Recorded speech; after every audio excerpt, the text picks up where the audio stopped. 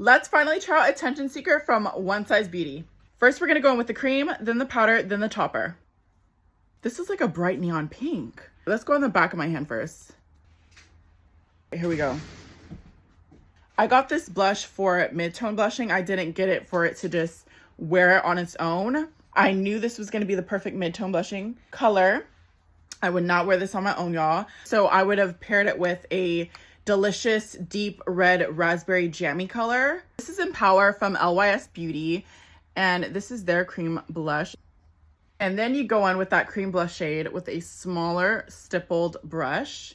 Take it on the back of your hand again. And then you just focus it where you would mid-tone with a powder blush.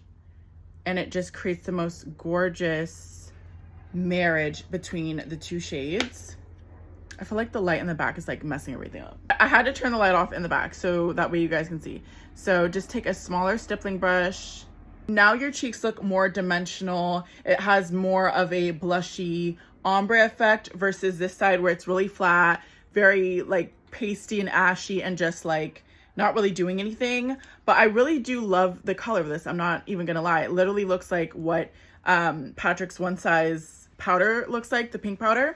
But if you want it a little bit more intense, which like I definitely do, I would go back in with that big brush again and just layer this on top of that, just because I want the color to be more in your face. But this is how you're going to layer Attention Seeker on deeper skin tones. It's so pretty on the side versus this just being stark, pasty, ashy, and just no.